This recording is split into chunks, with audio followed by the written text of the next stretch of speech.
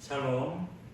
12월 2일 수요일 함께 나눌 말씀은 여호수아 17장 14절에서 19절에 있는 말씀입니다. 여호수아 17장 14절에서 19절에 있는 말씀, 페이지수 345페이지 제가 봉독해 올리도록 하겠습니다. 요셉 자손이 여호수에게 말하여 이르되 여호와께서 지금까지 내게 복을 주심으로 내가 큰 민족이 되었거늘 당신이 나의 기업을 위하여 한 제비 한 분긴으로만 내게 주심은 어찌함이니까 하니 여호수아가 그들에게 이르되 내가 큰 민족이 되므로 에브라임 산지에 내게 너무 좁을진대 브리스 족속과 르바임 족속의 땅 산림에 올라가서 스스로 개척하라 하니라. 요셉 자손이 이르되 그 산지는 우리에게 넉넉하지도 못하고 골짜기 땅에 거주하는 모든 가나안 족속에는 베스안과 그 마을들에 거주하는 자이든지 이스라엘 골짜기에 거주하는 자는 다 철병거가 있나이다 하니 여호수아가 다시 요셉의 족속과 에브라임과 므낫세에게 말하여 이르되 너는 큰 민족이요 큰 권능이 있은지 한 분기만 가질 것이 아니라 그 산지도 내 것이 되리니 비록 살림이라도 내가 개척하라. 그 끝까지 내 것이 되리라. 가나안 족속이 비록 철병을 가졌고 강할지라도 내가 능히 그를 쫓아내리라 하였더라. 아멘. 스스로 개척하라는 말씀. 얼마 전에 뉴스를 보니까 기아 자동차에서 노사분이 파업을 한다는 소식이 들렸습니다. 파업을 한다. 더 일하는 그 노동자들이 우리는 더 받아야 되겠다고 하면서 일을 잠시 중지하는 거죠.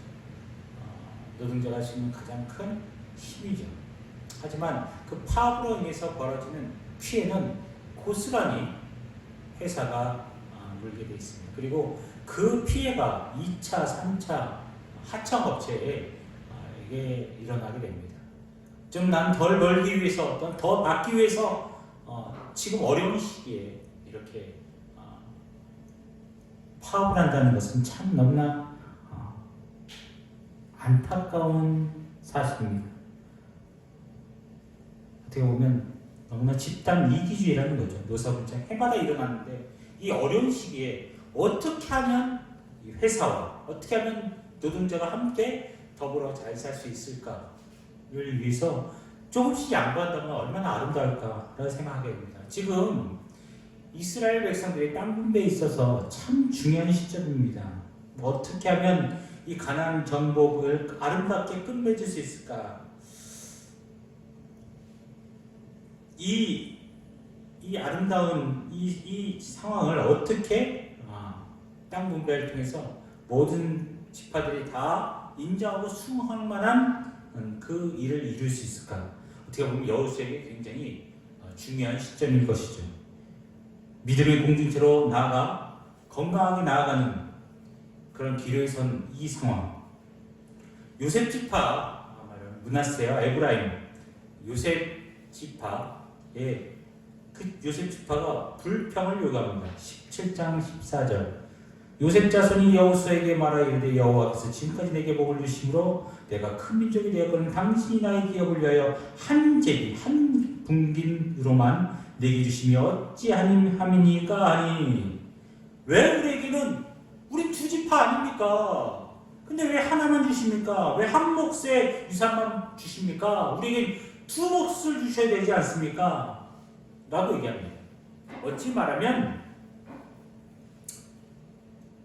이 요셉 지파는 특별히 하나님의 은혜를 입어서 요셉일 때 야곱이 마지막 축복할 때 요셉의 두 아들 므낫세와 에브라임에게 이들도 내 양자를 삼음으로 인해서 이들도 두 몫의 지파의 큰 축복을 받게 됩니다.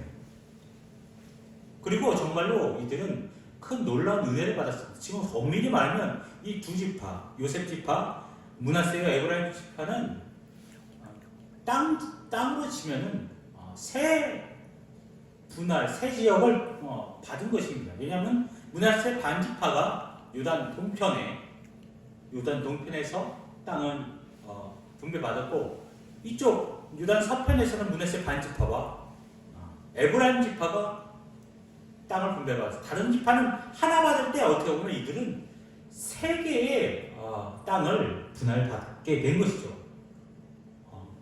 그것만으로도 엄청난 축복이었습니다. 특권이었어요.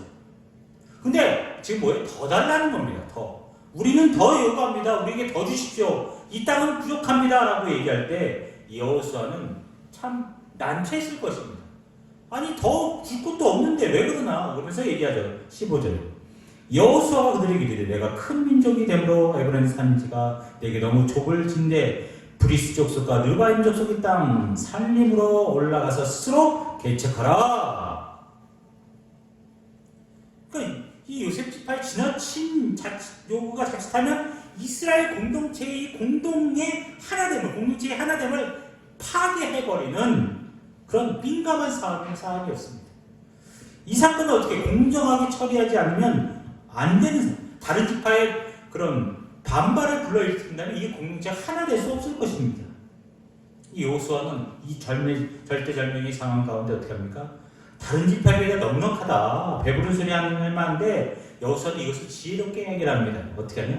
넌 큰 민족이 되므로 에브라임 산지가 되게 좁다, 맞다, 불평하다, 네 말이 맞는 것 같다. 그러면 우리가 아직 점령하지 못한 브리스 족속과 르바임 족속의 땅 산림으로 올라가서 그것을 차지하라. 그래서 스스로 개척해 라고 얘기합니다. 부족하지? 그러면 네가 부족한 그 저쪽 지역, 아직도 우리가 점령하지 못한 그 지역을 네가 개척해 나가는 것이 맞지 않느냐라고 얘기합니다. 충분할 것이다. 근데 그 얘기를 듣고 있는 요셉 그 지파들, 므낫세와 반 지파와 에브라임 지파들이 얘기합니다. 아유, 그 지역은요, 16절 요셉 자손이 이르되 그 산지는 우리에게 넉넉하지 못하고 골짜기 땅에 거주하는 모든 가나안 족속에는 베스안과 그 마을에 거주하는 자이든지 이스라엘 골짜기에 거주하는 자들이 다 철병거가 있습니다 라고 얘기해요. 철병거. 한마디로 말하면 그들에게 있어서 우리는 그들과 싸울 수가 없어요. 그들은 강력한 무기가 있어요. 첫 번째는 개척하기 위해서 그 땅은 좁다는 것이죠. 보았자 좁은 것, 그것을 얻기 위해서 그렇게 힘쓸 필요가 없지 않습니까? 라고 얘기해요. 두 번째는 가서 정복할 땅에 사는 가나안 족속이 철병거를 갖고 무시무시한 무기를 갖고 있습니다. 자기들은 철병거는 못하고 변변한 무기조차 없는데 어떻게 그들과 싸워 이길 수 있습니까? 라고 얘기합니다. 근데 지금까지 어떻습니까? 이스라엘 백성들이 전쟁할 때 누구의 힘으로 싸웠습니까? 요단강을 어떻게 건넜습니까? 여리고의 누구의 힘으로 정복했습니까? 여러분 기억해 보세요.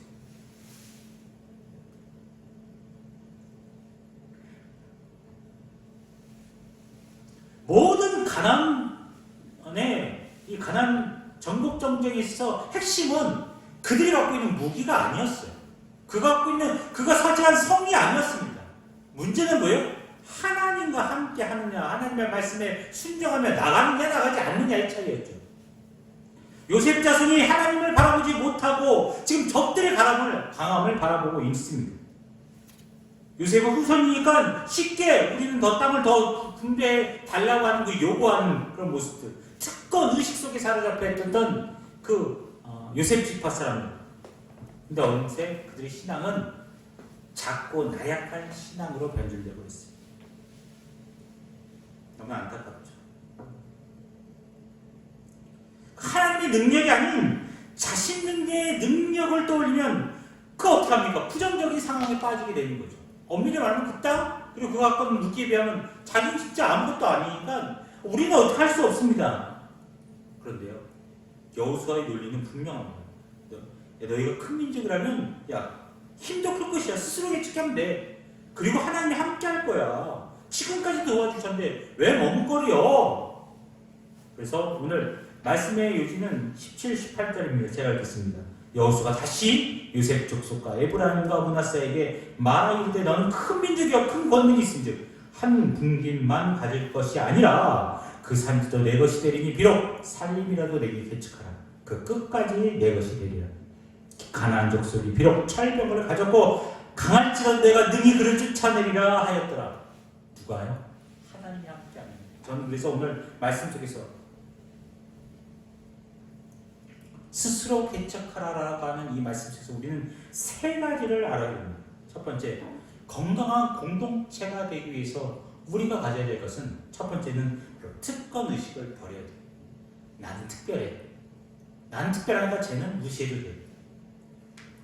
요셉의 혜택을 받은 많은 형제들을 그들이 큰 민족을 이뤘고 다들 고마워하는 것은 인정했습니다. 하지만 이 가나안 땅에 들어와서 그들이 가지고 있었던 특별, 우리가 받은 건 작다는 거예요. 더 달라는 겁니다. 받은 것이 많음에도 불구하고 그들은 더 많은 땅을 요구했어요. 특권 의식이죠. 여러분, 특권이란 공동체 내에서 모든 사람이 누릴 수 없는 권리를 누리겠다는 것입니다. 더 달라고 하는 이 제안은 하나됨의 공동체를 깨트려버리는 거예요. 집단주의. 더 달라는 거예요. 나 더 돈 달라는 겁니다. 결국 어떡합니까? 공동체가 무너집니다. 1차, 2차 협력회사들은 무너져 죽어가는 거예요. 자기들은 돈 덜 벌기 위해서 파업을. 이거는요, 한번 생각해 봐야 되는 것입니다. 우리나라 경제를 나라를 생각하면서 회사를 생각한다면, 물론 회사가 돈이 많아, 너무 큰 이득을 투겠어. 그렇다면 나눠주지 않는 것은 얘기할 수 있지만 그 선이 있는 것이죠. 어떻게?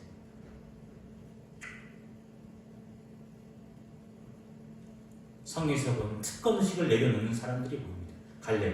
그는 좋은 땅을 먼저 차지할 수 있었지만 아무도 차지하는 거예요. 누구도 헤브론 산지를 달라고, 누구도 점령하지 못했던 85세의 노인이 자신의 특권을 내려놓고 요구합니다. 개척하지 못한 감히 누구도 점령하지 못한 그 땅을 달라고. 여호수아는 어떻습니까? 누구보다 먼저 그 기업을 선택할 권리가 있었음에도 가장 마지막으로 그 땅을 분배받습니다. 왜요? 왜 그랬을까요? 자기가 속한 에브라임 지파 그 가운데서도 기업을 선택했을 뿐만 아니라 자기 손으로 지어야만 하는 성을 선택했어요. 진정으로 백성을 위한 지도자였죠. 하나님의 말씀 전적으로 순종한 사람이었습니다. 예수님은 어떻습니까? 예수님은요, 높고 높은 보좌를 내려던지고 이 땅에 오셨어요. 특권의식을 내려놓으셨습니다. 전능하신 하나님의 그 육신에 그 육신으로 이 땅에 오셨어요. 그분의 삶이 어떤 삶이었습니까? 특권주의에 한 번도 자신을 사용한 적이 없으셔요. 그리고 고아들과 가부의 이웃이, 어려운 사람들, 헐벗은 사람들의 이웃이 되었습니다. 그리고 끝까지 그들의 사랑으로, 그리고 마지막 그 모든 육신의 모든 것을 우리를 위해서 친히 죄를 담당하심으로 십자가에 죽기까지 하셨어요. 예수님은 하나님의 권세를 이 땅에 잃어버린 영혼을, 그리고 백성들을 돕고 구원하기 위해서 사용하셨어요. 병을 고치고 귀신을 쫓아내고 죄인들의 죄를 사하시고 용서하시기 위해서.